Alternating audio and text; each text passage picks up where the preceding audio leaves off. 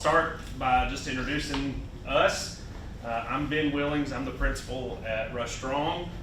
This is Craig Day.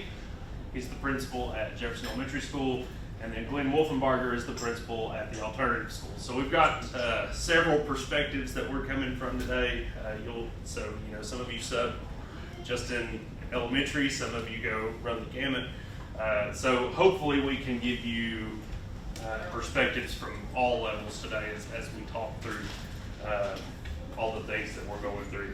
Since I have been on the news, autographs are later and they cost you, so. Just so you know. Sorry. So our topic that we're going to talk through is classroom management, and that's a big one when we're substitute teaching. And I know that I see some familiar faces around. I know several of you have been substituting for a long time. Some of you maybe are just getting started. Sherry Cure could teach this class, and it feels a little bit weird me telling her anything about classroom management because we worked in the same building for a while. Hey, Miss Vicki. I think they're sending folks to the next one. But everything that we do, we want to form around our core 4 values as a district. So our creating a culture of excellence, providing high quality instruction, giving actionable feedback, and then understanding data literacy and data responsiveness. And so with that said, we don't want to go any further without going to this next slide. Because we can't do what we do without you guys. Absolutely. So thank you for what you do. Thank you for showing up in our buildings. Thank you for answering the phone at 6 in the morning. Because again, it means a lot to us, especially as administrators, that you guys show up and that you guys go through some of the things that you go through and continue to show up. So please understand that we really appreciate it. We are glad that you're here. Thank you for coming today. And we're going to do our best to give you more tools to help you be more successful when you're working with students. And if I may, just to reiterate, again, thank you for being a substitute teacher for us in Jefferson County, but just to put a little importance on what you do, when you do come in, or if you're not able to come in, if we can't find a sub, there is a lot of shifting and moving that happens in the school building that causes kids to not get the instruction that we'd really like for them to have. So you are vitally important to when we need a sub. We don't have a lot of extra to put in. We don't have any extra, I should say. Let me rephrase that. So we're actually shifting and moving teachers or kids from what they would normally be doing. So it's just very important, and we appreciate you very much. So absolutely. All right, so we're going to get interactive here. So we're going to start by just answering one question, and that is, what does classroom management, when you hear that term, what does that mean to you? So we're going to start with about 30 seconds for you to think about that on your own. Craig's going to get some chart paper out. Take a note. You got some take one pass. Post-it notes. Just kind of make notes for yourself. Think through what your answer to that question would be. Because we feel like we need to define what we're talking about before we really dig into what that means.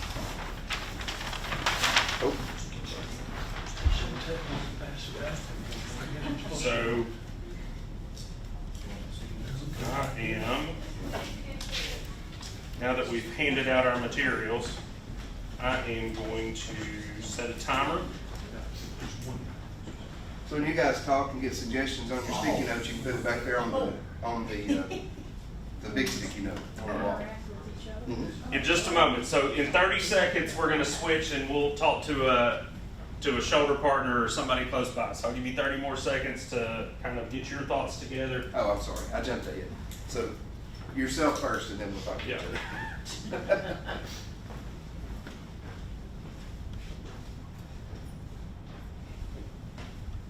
And the great thing about this with classroom management, everybody has different viewpoints on that, because everybody in this room had that teacher that you grew up with, that you knew modeled for you, and you've been in all these other classrooms and you've seen what other teachers do.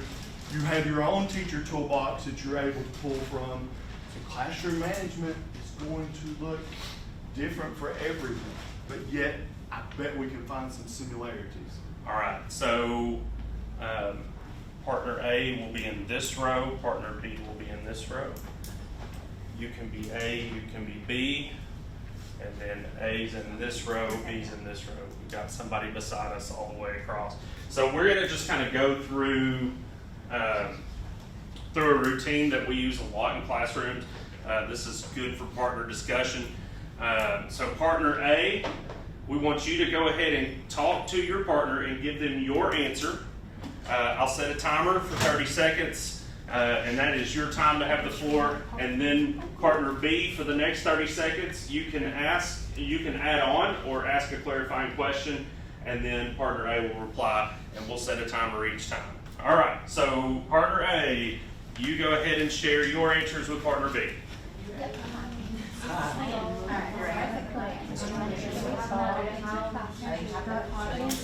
Yeah, I over here. I did it backwards. It was my left, you're right. No, my left. Thank you. I guess you can either add on to what I said, or you can ask a question and something that I wrote down and make sense. All right, that's the 30-second timer. Now, partner B, it's your turn. You can add on to what partner A said. You can ask questions, give more of your perspective, and I'll give you 30 seconds. Go.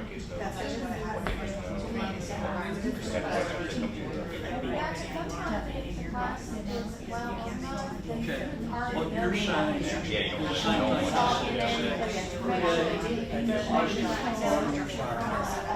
it's very important that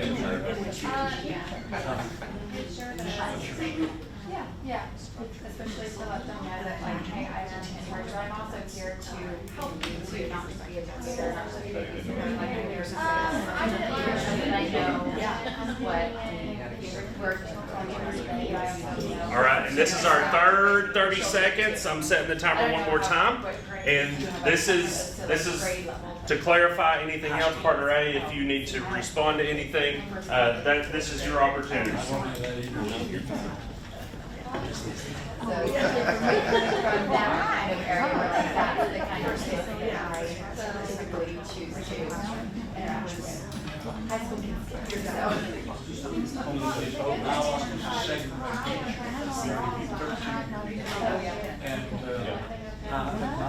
Maybe not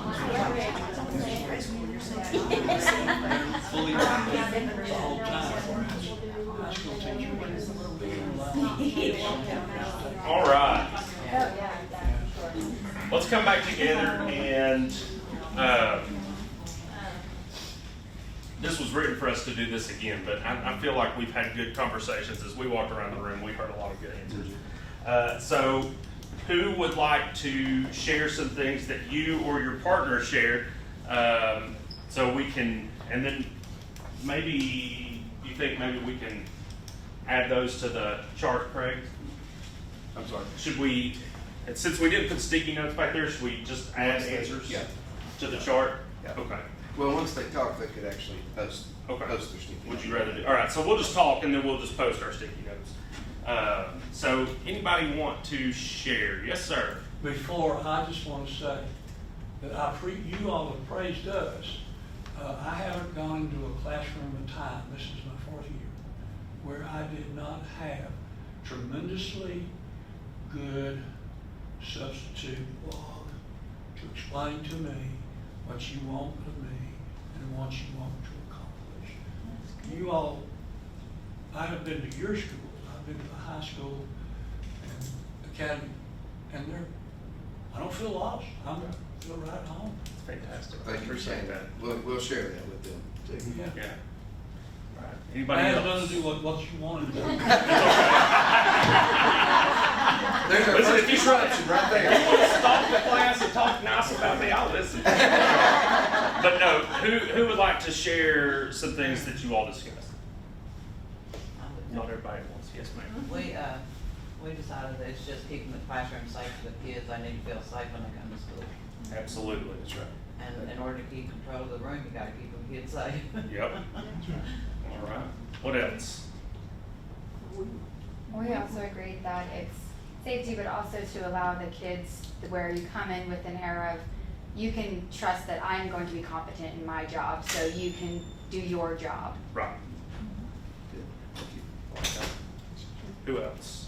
Well, we said the structure of the classroom and also taking control of the classroom if you're a substitute, and let the students know that, you know, even though you're a substitute, that you're in control of that classroom.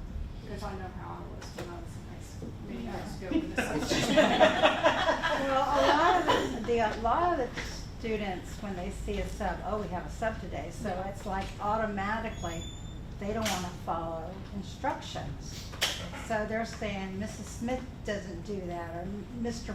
Smith doesn't do that. Yeah. So it's really hard to get them to realize, okay, I'm your teacher today, and I'm not either one of them. So. Right. And that's a great point. And that's some of the reason for doing this training is us seeing those things happening and wanting to be able to help put tools in everybody's toolbox, give everybody some strategies, have some thoughts about okay, what happens when. But also we wanted to start with this question because sometimes classroom management, when we hear that term, it's kind of a misnomer in that we think it is just actions and consequences. The kids do this, so I do this, and how do I deal with behavior? That's the big question, right? How do I deal when kids misbehave? And really good classroom management is eliminating those behaviors on the front end. Now there are things that we do when kids act out, because even the best teacher in the world has kids who act out in their classroom. But what can we do to prevent as much of that as possible? What can I put in place to make sure that I have a classroom that is well run, and knowing that I'm going to walk into this classroom today and that classroom tomorrow and a classroom on the other side of the county on Thursday? What are some things that are kind of true across the board? And I think to mitigate some of that, the substitute and the class should know what the class norms are. So even as a substitute, if you don't know what the norms are, kind of like make your own so that the students understand it, and just present it so they understand and you understand where they're coming from as well. Absolutely, absolutely. And I think you'll see exactly what you said reflected here in just a few minutes, so that's perfect. All right. Hey, what I was going to show was this. One thing that you just noticed that Mr. Williams and I did, and Mr. Day, we modeled some things about classroom management. I was over on one side of the room and someone said, "Can I help you? What are you doing?" I had a little note card. What we were doing, you may have them turn to a partner, to a shoulder partner, a discussion, whatever. If you noticed, I was up listening, actively engaged, writing down what your comments was. So I heard that from classroom management, people said that confidence, that command the classroom, noise control, make sure you're ready to learn, make sure that they know what the routines are. So Mr. Willens had the timer, so you had a definite time. Hey, here's the frame to be able to get done what we asked you to do. Then that doesn't stop there. You're up listening, modeling, always model to your students those things that you expect for them to have. So that was the reason that I was up while you were doing that, to begin to show some of those things that you were talking about, sir, that the more that we do that, it should look the same across the county. So, Yeah. Thank you for making that point. Well, I was just going to say, and another piece to what Mr. Wilkemar was saying, even if I'm not taking notes, if I'm in close proximity, you guys are, we're working. I hope you understand what we're saying here. You guys are students right now, so we're trying to model these things. But if I'm walking around the room and I'm in close proximity and you're supposed to be working, then I have a very quick turnaround time to simply say, I didn't see you working there. I didn't have any troublemakers today, so that was great. But if they're not working, you're right there with them. And then if they seem like they're having trouble, you could even maybe, access it, talk to them and kind of communicate do you not understand something? But if it's kind of the front of the room or back of the room kind of thing, and the kids were just expecting them to do, especially at elementary school, well, all the way through high school, I'm sure, but I know elementary school, some of them are not going to, so we want to make sure that we're close to them. And we'll talk more about that as we move forward, but we're just trying to kind of model that too. So again, next slide, and we're already kind of talking about what you had brought up before. Preparing is key. Now, to be a substitute, you're coming in cold, but the more you know, knowledge is power, the more prepared you can be. What we as administrators try to do is encourage, require, tell our teachers, have a good plan there and ready to go for a substitute. Emergencies happen sometimes, and your kid wakes up at 4 in the morning throwing up, and you haven't made sub plans. I think in most buildings across the district, we've had a lot of emergency sub plan trainings and things like that. So a lot of teachers have that ready to go, but the better plan that they can give you, the better you can execute it. And we try to preach that over and over and over.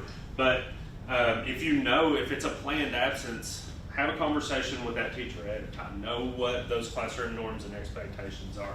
Know who you can ask questions to. Mr. Johnson is next door. If you have any questions, he's right here. Know what school-wide expectations there are. Know what time you should be at school and what time that you need to receive students, because that's different in every building. Some buildings, kids are walking down the hall at 7:15. We don't expect you to be there at 7:15, but you may walk in the door to a room full of students in some schools, and you may walk into no students at some schools because they're somewhere else. And so knowing those things will help you prepare as well. Arrive early enough to review the classroom information ahead of time, and if there are problems with the materials or lessons or equipment, let a teacher close to you know, or the office. I'm speaking for myself, but I know these two gentlemen and I know all of our administrators. We want you to be successful. Absolutely. So when you come in, if you don't know what's going on, we're going to find out for you or find somebody that knows. And so ask those questions, and we're going to do everything we can, because if you're not successful and then there are issues in the classroom, that's my day wasted too, because I'm having to help on the tail end. So we want you to be successful. We want the preparation to be there from our teachers and for you. I guess just to reiterate that and maybe add just a little bit of meat to the sandwich here is that at my building, students enter the rooms at 7:50. We start school at 8 o'clock. So what happens is sometimes the sub may not realize that it says 8 o'clock on Ready Sub. And so you come in and the students are either sitting in the hallway and seems to be a little discombobulated, or they're in the room and you're just kind of walking in and here they are. So I'm saying that to get to this point, if at all, if you can reach out to the teacher, their number's on Ready Sub when you take the job, if at all. And I know that can be a situation where you just could not reach out to them if it's first thing in the morning and you just took that, 5:30, you saw it come on your phone and you took it, then that would be very difficult. But if it's a day or two before, if you could reach out to the teacher. I know at my building, for example, we have classroom contracts. So you already have a set established expectation for kids in the room that the kids and the teacher came up with. So I actually have a copy of all those in my office. Mr. Ballard, my assistant principal, has them in his office.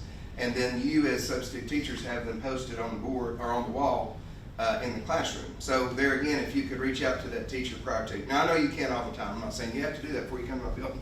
But if you can, it just kind of sets the tone for you to know, what is it at Jefferson Elementary? They go in the room at 8 o'clock. I probably want to be there 5 or 10 minutes before, And that's not a requirement. I'm not telling you that because we know that there are requirements that have to be met, which is 8 to 3. or 8 to 3:20. But if you wanted to be there earlier just to set yourself right to be comfortable about getting the day started, you might want to come a little early. And again, it is a little different from building to building because of the way the buses run, because of what's happening in the building at the very first part of the morning. Rush Strong versus Jefferson Elementary versus the high school and Patriot Academy for sure. So I just wanted to kind of say that. And I want to say this because these two gentlemen, they're starting at 8 o'clock. Half my day is already over with by 8 o'clock. So know your school. It starts differently at different schools. They may start at 7:50. They may start at 8:05 somewhere else for the tardy bell. Jefferson Academy, I start at 7:20. So my teachers are there at 7:15. You get out earlier at our school. We don't have any bus duty or car rider duty. I'm just letting you know. But everybody starts different. Know this also, that with our building, we are Jefferson Academy. You may think that you're taking a job for Patriot Academy. That's two different sides of the county. So we've seen that before too. So just know where you're at, know what those buildings are. If you were in another county, I can use mainly elementary school for that. They have two buildings on the same campus. So are you primary or were you intermediate school? So no matter where you're at, just be familiar with that area. If you don't know, call the school and ask, or call that teacher and ask.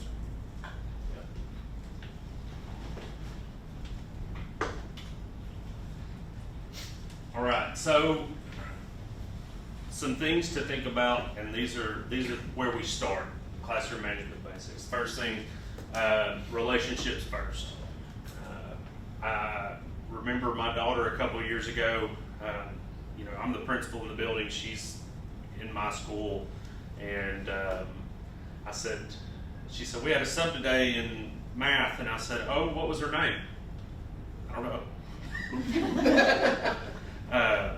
So make sure that you introduce yourself to students. Write your name on the board. You don't need to be too personal, but at least let them get an idea of who you are and why you're there. And then spend a few minutes telling the students what the day's going to look like. It's a great time to, if the teacher leaves you an agenda for the day, put an agenda on the board. That's big for kids.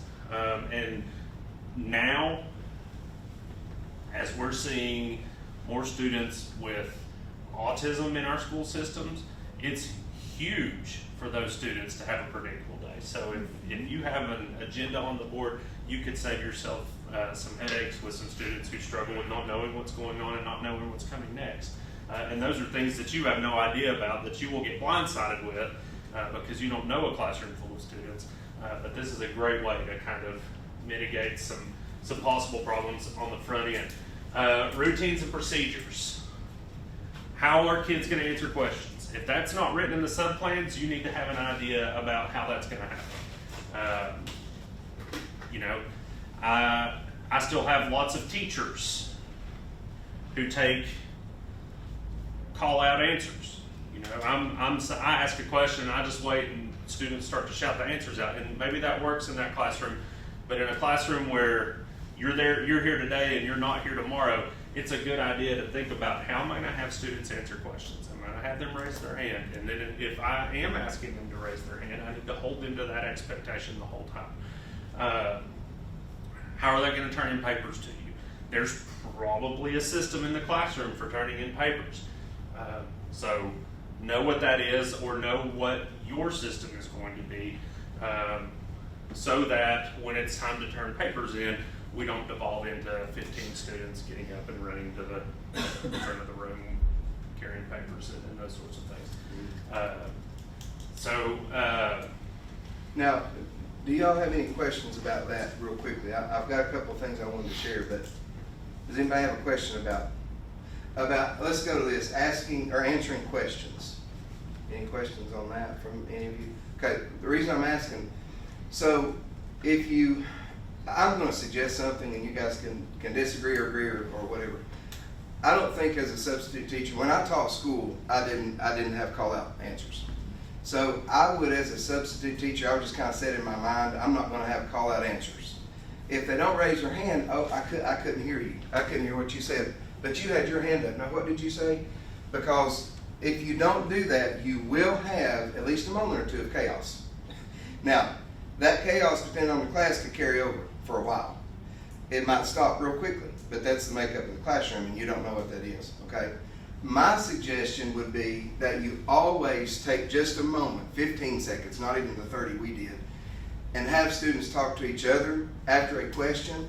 Not every single question, okay? I'm not trying to labor you down with all kinds of things, but some kids want to talk, and some kids need to hear what they're saying. So if you've got multiple kids wanting to talk, give them an opportunity. Let them talk. But it's controlled. It's what you're having them do. So they talk to their partner, okay? So our teachers, we've been instructing them for quite a few years now. Use, turn, and talk, because that's actually part of their teacher rubric and how they get scored is, did you have them talk to each other? Did we hear the knowledge that's coming out, or did they share the knowledge they heard from someone else? So that gets in the weeds of what teachers need to be doing in the classroom regularly. But for you all, that would be an excellent way to set the tone in the classroom of, I am in control, but I'm doing it very respectfully, you know. I'm asking you guys to talk. You're getting a chance to talk to each other, okay? So it just, and it's even better as an instructor, as a teacher for that day, because now you're able to hear some of the answers that some of the kids may have never raised their hand and answered for those kids, but some of them would have shouted out 14 times because you know, so it's a very good place right here. After this happens and you've got expectations, you've set that out, you're going to be asking questions, right? I mean, you're going to start a lesson of some sort. This is a great place to start setting your expectation for your control in the room, which is not control like this, but it's control like this. We're just handling the situation in an orderly manner, and that's really more about the control in an orderly way. And I would also say that also uses time. It gives them an opportunity to talk, and it also uses time. I've seen situations, and even when I was teaching in the classroom, where I didn't leave enough for the sub to do with the students, and so everybody blazed through everything, and then it's like, okay, now what do we do with the next hour? And so if we come in and they have, the teachers left a worksheet or whatever it is to do, and I just say, all right, guys, I'm going to pass this out, you guys get busy. And then, Timmy Brainiac is done in 38 seconds, and it's ready to turn it in. And he's also going to be the kid who is going to be the one that talks to everybody around it. So if we take a little bit of time and have a discussion before we start doing the work, and it doesn't have to be earth-shattering, but if we have a few minutes where I ask a few questions and have you all turn and talk, well, you've got an opportunity to talk. And that takes a little bit more time throughout the day, and it helps them kind of understand that this is going to be a well-run classroom and not just turning us loose with whatever we're doing. And so there are a lot of advantages to doing these things on the front end. Yeah. If I can hit the second thing real quick. Yeah. So how they turn in papers, I would never have them stand up and turn in all their papers. I would never, ever do that. I would say, I'll come get them, or one of the student leaders in the classroom, they're going to come get them. That's my opinion. I would not have them come as a class. Okay, everybody turn your papers. And here we go. We got 4 fights over here. We got 3 of them wanting to pee in the floor on the other side. Yep. I mean, it's so I would have them hold their papers until I either pick them up or I have somebody to come and get them. So also, these first two kind of go together. Be attentive to what students are saying and doing. Walk around the classroom as your kids are working. Proximity is important. You cannot manage a classroom sitting behind a desk. The fastest way to devolve a classroom into chaos is for somebody to be hanging out over behind a desk while students are working. I don't care what kind of expectations you've set on the front end. You know, well, I'm going to write your name on the board if you're misbehaving. Well, guess what? You're going to write a whole bunch of names on the board if you're sitting over there hanging out. Or sitting over there on your cell phone. I'm not saying I've ever seen a substitute teacher do that, but so as they're working, and you know, a day with a substitute is generally heavy on student work, and I understand that. I mean, that's what I tried to do when I was going to be out. I left a lot to keep them busy. But it also means circulating while they're working. I'm checking in on you. You know, when we do TCAP testing training every year with our teachers, and the guy from the state says, "Be a butterfly." And it drives me crazy, but he's right. Because now what am I doing? I'm using this as an example. But he says, you fly over here and you perch for a minute, and then you fly over here and you perch for a minute. But as you're moving throughout the room, that means they know you're watching, you're paying attention. Oh my goodness, if you're subbing in middle school, please, oh please look at computer screens. And don't just look at computer screens, look at how many tabs they have open at the top. Because when you walk by, they're going to switch over to what they're supposed to be doing, and when you walk away, they're going to flip it back over to YouTube. So walk around, look at computer screens, look at what's on the paper, see what they're doing, and then if they're not on the right place, we don't have to make a big case about it. Just say, hey, I need you to close YouTube, thank you, and walk away. If some of you noticed, I had an unruly student over here a minute ago. I don't know if you saw me. You all were paying very close attention, and we appreciate that. But I did have to correct someone just a minute ago. So I just walked over in proximity. I said, could you please put that away? And he did. And I said, thank you for doing that. Did you write your name on the board? You thought we were gonna be a problem. But that gets into the next one, is don't give kids an audience. Because you're going to have the kid in the classroom who is going to see what they can get out of you. You know why, don't you? And so address student behavior individually, quietly, and privately. So again, if I'm walking through and she's on YouTube, I'm not going to say, oh my gosh, I cannot believe I cannot be in here for 12 seconds without somebody getting on YouTube. You know, you just walk by and go, hey, I need you to close that tab. Thank you very much. Let's get back to your already work and move on. And that's all we have to do. And so So you shouldn't embarrass the students? Is that what you're saying? well, listen, no, you should not embarrass them.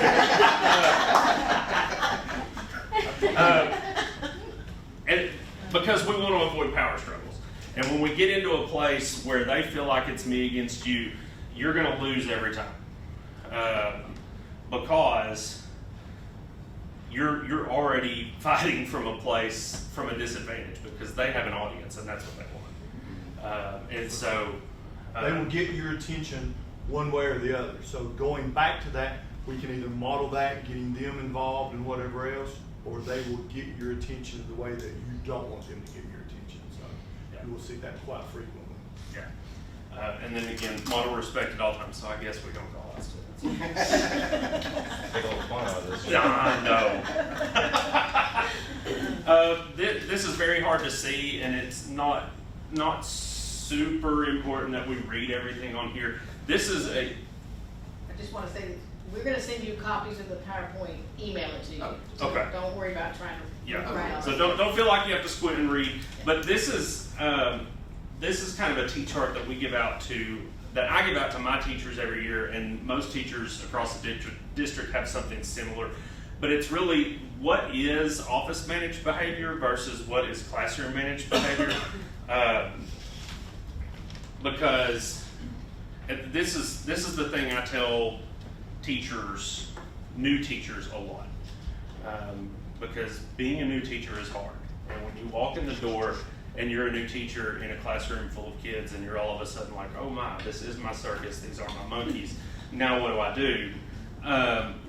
And they want to call for an administrator to come deal with some behavior issues. And I'm always happy to deal with behavior issues, but one thing I will tell a teacher, if I'm having to come a lot, we're taking all of your power and credibility away. Because what we're telling kids is that they don't have to listen to you, they just have to behave when I get there. And I'm going to turn around and leave in a few minutes, and it's going to go right back to what it was. So we talk about this with new teachers frequently of, hey, here are some things that we should manage in the classroom. Here are the things that we definitely need to immediately call an administrator for. And those are, fighting and destroying property and having a weapon and, threats and intimidation, bullying and harassment, those kinds of things. We need to be there, and we need to be there and take care of those things. But if it is just some bickering or some kids staying off task or, lying about what they did with their paper, those kinds of things, we want to empower you to be able to handle those situations through whatever means that you have or the teachers left. All right. Yes, sir. I'm conflicted. Okay. When I teach, Mm-hmm. I am a retired teacher for 30 years. When I teach, every time I go home, I wonder, did I do something wrong? Okay. Did I mess up somehow? I'm paranoid. Is there some kind of system you all could work out? The lesson plans we've given you're great. I mean, I know what to do. But I would love to have teachers communicate to me, you did this wrong. This was good. Could you do this differently? So I can fit, I'm only going to do high school. Children under 8th, 9th grade scare the hell so if I'm making mistakes, I don't want to make the same mistakes. If somehow you can work out a system to where I know you make the teachers have a substitute plan. I know you do that. You can see it. But they communicate to us with total honesty. Mr. Pack, you blew it. I'm not ever going to have you back. I want to know that so I can change. See, 30 years being a teacher, I'm set in my ways, and I need to get away from those ways. And I want to do the teacher's ways. And feedback, for me, is very important. If somehow you could let us... Yes, ma'am. Ms. Baker? go I ahead. was going to say, we can send an email to teachers and just say, please provide feedback. If you feel that you need to provide feedback to a substitute teacher, please do that. Obviously, they praise you, that's great, but you want the feedback of what you might be able to do better. So we will encourage teachers to give feedback to substitute teachers. I want to come back to substitute, so I have to improve. Yes. And so I need, if I'm going to substitute for the same teacher, I want him or her to tell me what I did okay, but more importantly, what I did wrong, so I don't do it again. And if I can make a suggestion, maybe if you all left a little note and just said, Yeah. hey, could you just give me if you get a chance, give me a call, let me know how I did. Not putting it back on you, I'm not trying to do that, but it might just be a real quick, because we certainly are going to do that, what Ms. Baker was talking about. I think it's a great idea. You could just put a check mark. Yeah. But I would be more specific, Yeah. because I had an experience the last day I taught at the Patriot Academy, where a kid was very outgoing, and I enjoyed him very much. And I think he misinterpreted my feedback with him, and when he left carefully. So I called quietly, like he was down, and I wondered, oh hell, what have I done to this child? Thank you for that. We appreciate that. Absolutely. So if you don't know what a classroom's discipline procedures are ahead of time, come in with a plan. Come in with an idea of how you are going to handle disruptions. And again, start with, if it's simple, be simple. Meet small with small. We don't have to go nuclear the first time somebody is, we're not coming off the top ropes with the people's elbow because somebody's on the wrong website at one time. But Worried about 15. Okay, cool. So start with a warning. Say, hey, I need you to not be doing that, and leave it at that. If we have a second offense by the same child, especially if it's for the same thing, just take the name, because your teacher is going to want to know about those sorts of things. If the same thing continues, then seek outside help. I mean, if we're dealing with the same behavior over and over, kids being disrespectful, kids obviously not taking your correction, seek outside help, whether that's the teacher next door, whether that's administration, depending on what the severity of the incident is. And this is one that's been kind of misconstrued over time in some parts of the district. SROs are not there to handle discipline issues. And I think that at some points and in some places they have done that, just thinking I'm trying to help and I'm a member of this school and I'm going to help with X, Y, and Z. Please don't call the SRO if there's a discipline issue. They have a whole different set of burdens and procedures that they have to follow. That is much different from what we do. And there's a liability piece Yeah. for them that they really can't do. Yeah. So, Let me share real quick. One real quick thing. Just remember this one statement too. The louder they get, the closer and the softer you get. Because if you keep escalating with them, they're going to keep going with you. So if Mr. Wilbarger's going nuts over here, then Mr. Wilbarger, you okay? I mean, I'm getting quiet because then they can't hear me, and they want to hear what I'm saying because they want my attention. So just keep that in mind. Okay. I'm going to talk about student behaviors that are not allowed. And I don't care if it's at an elementary school or a middle school or the high school or the alternative school. So these are behaviors that are not allowed anywhere.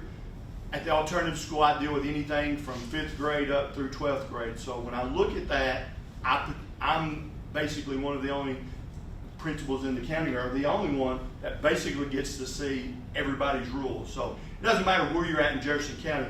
These are some basic rules. There is no cell phone usage during the school day. They're going to tell you my teacher's going to let me do that. They're going to tell you everything under the sun to let you know.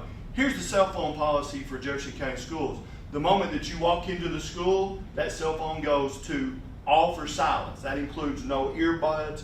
That means nothing. They're not on their watches doing whatever else with their phone. They're not doing that during breaks. They're not doing that during recess. They're not doing that in cafeteria, the bathroom, etc., etc. There's nowhere in Jefferson County schools that allows you to use that telephone. If you're at Jefferson Academy, where I'm at, they don't bring anything with them, so there is no telephones for them to use. So profanity, there is nowhere that you should ever have to put up with profanity in your classroom. That is not allowed at Jefferson County schools. You're going to hear that because students, that's their conversations today. They don't think anything about it. Words that we said when we were growing up, that we said we were going to kill you. I'm going to kill you. Well, that just meant we were going to get back with you. You say that word today, that means now I've got a threat assessment going. That's our generation that we said that, I'm going to kill you. Well, that doesn't have the same connotation as it does today. So the profanity, the explicit words, those things, you as a teacher shouldn't have to put up with that. Our teachers don't put up with that. Let us know. Harassment, bullying, abusive language. There is no place anywhere in America that should have to put up with harassment. We see it all the time on the TV news that some college students or football teams for an initiation or going into a fraternity or sorority, they have the rites of passage. That is called harassment. That is called bullying. That is a chargeable offense, okay, at certain levels. Somebody bullies you out in society, you don't want that, you're calling and getting the help. Same thing here. Doesn't matter if that's racial, whether that's sexual, whether that is just you just flat out being mean. That is not acceptable anywhere in Jefferson County schools. Looking at blatant disrespect or insubordination. That's different that you tell Johnny or Susie, hey, turn around in their seat, and they don't turn around in their seat. That's not blatant. That's just kids being kids.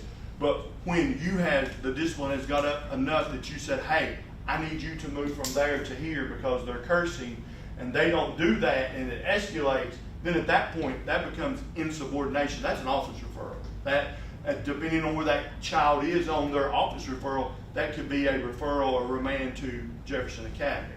Looking at leaving the classroom without permission, safety issue in today's society.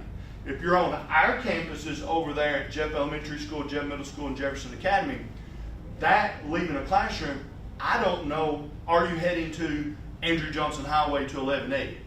I don't know that. If I'm at Talbot Elementary School and they leave out of that, that's Talbot, Kansas, that's a state highway. Dandridge, Highway 92, most of our schools are near major highways. I don't know where they're going to. That's a safety issue. Call for help, get those coming. Making threats of any kind. There are threats that they make that are at different levels. You can make another type of threat, just, hey, I'm gonna get you. Hey, I'm gonna beat you up after school. Then you go to that, hey, I'm gonna shoot you. Shoot me. That's a singular person. That's a different type of threat. And then there's a word that's called mass, M-A-S-S.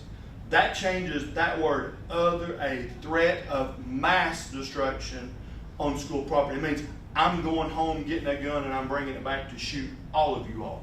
The masses. At that point, that went from nothing to a Class C felony in the state of Tennessee. So threats are taken seriously. We're going to do a threat assessment. We're going to help you out with that. We're going to get your statement, other people's statement. Horseplay, scuffling. Everybody says, oh, it's just boys being boys. Well, boys being boys turns out to be more than horseplay and scuffling. Before long, it's going to be a fight. If you're in high school, it's not going to be a fight. It's going to become an assault, which is a chargeable offense. So make sure with those levels, those are things in Jefferson County Schools, I don't care where you're at, those things are not allowed anywhere. Okay? 3 minutes. All right. You want to do this one, Craig? Yeah. Yeah. So, initiating physical contact, we would discourage you from doing that. We want kids to know we care for them. If they come and maybe give you a hug, that's one thing. It's like we were talking the other day when we were getting ready for this presentation. What I do is I give them a pat. I tell them, I'm glad to see you today. I'm glad everything's going, and I keep walking. Okay. I don't want to drag the kid through the hallway, right? If they're hanging on to me, I'm going to stop. But I just keep walking so that they'll let go, and that's perfectly appropriate. But I don't ever initiate. I don't go to them and give them a hug. If they come to me, I'll give them a quick hug. Yelling is it's just not. It's like I said earlier. If the quieter you are, the quicker they will come back down. So yelling at students is just not acceptable. Don't ever allow them free time, especially, you've got your computer there, they're working on that computer, they have free time, and their mind goes straight to whatever I want to do. Okay, so. We have really great filtering software in Jefferson County, and 90% of our kids can get around it. Yeah. So just know that that's why we monitor, that's why we walk, that's why we look. Just a run-of-the-mill middle schooler, it's amazing the stuff that they search up. Try not to deviate from the lesson plan. Again, that goes back to some of the classroom management pieces. Allow that to take a little while. Use that turn and talk time. Allow yourself some time to give them some interaction while they're not actually finishing an assignment. But of course, we want them to finish as much as they can. But then that's where I would leave notes at the end of the day. If a couple of them didn't, I'd let the teacher know, and they would want to handle that. Calling students names, please don't do that. Saying negative things about them in front of the class, kind of the scenario we had over there, embarrassing the student might be, something mentioned there. So please stay away from that type of thing. We've had an incident not too long ago.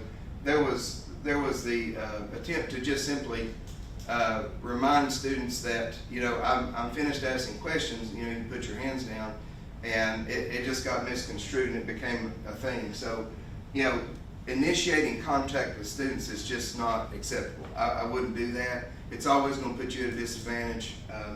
So just remember that. allowing students, that goes back to turning in papers, allowing them to move around freely around the room. I wouldn't do that.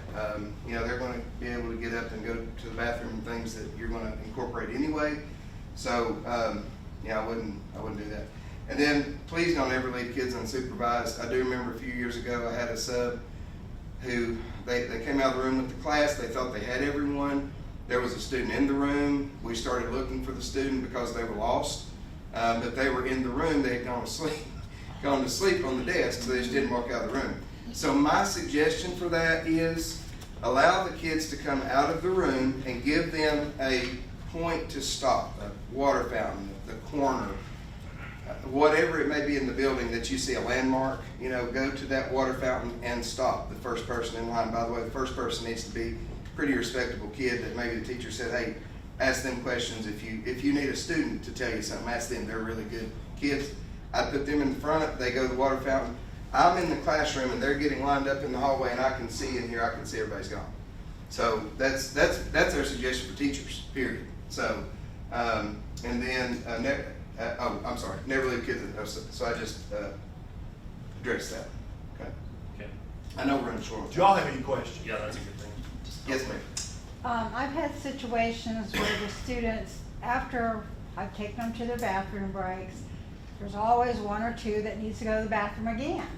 And I don't want to let them go in the hallway by themselves, so I'll ask another student to go with them. But I want to kind of discourage them from wanting to go to the bathroom all the time through class. And I don't know. Well, I agree with what you're saying that you do, and let me explain that, because you got to be very careful about telling them they can't go. I know that, yeah. You also have to be very careful about them going alone. Right. So you've already taken care of two things. Okay. You've discouraged it. You've said, I'd rather you not. We're doing something. If they push, I would let them go. I've dealt with situations in the past, over the past 27 years of service, where we told them they couldn't, and they did, and they weren't in the bathroom. Yeah. So we don't ever want that to happen, but it does. And it's a real mess when not, you know, no pun intended, okay? But anyway, so you took care of two things. You discouraged it, but they still have to go. You gave them a partner, and they can go, but what you did is basically what you would do. Okay. I mean, there's not we're not gonna stand here and say, don't let them go. Right. We can't do that. Right. We're not gonna stand here and say, let them go anytime they want. We can't do that. So that's where you gotta play it by ear. Great question. And, you know, keep classroom management at the maximum you can without causing disruption. And, So, and you know, some of it depends on the age level of kids you're working with too. And so when I was in the classroom, I mean, even as a teacher, that happened all the time. My first question was, can you make it until whatever? You know, we have a bathroom break coming up in 20 minutes. Can you make it then? And no, I can't make it. It's an emergency. Well, then at that point, you know, you're kind of stuck. But I always led with, okay, we went 30 minutes ago. We're going again in 20. Can you make it in 21? And so, you know, but we feel that one. I understand you completely, because that's a place. It gets really sticky. You have kids who have notes from doctors that they can go anytime that they need to, and so again, I would always err on the side of allowing kids to go to the restroom. So Excellent question. Anybody else got a question? How about teachers? When teachers have to go to the restroom, I found out just at one school, like last week, that the teacher had a note for, I can call a room where I can go to the restroom, and I call the room and someone will come over. And that's the first time that I had ever been shown that. And I know that teachers can't leave the children unsupervised, so what do we do?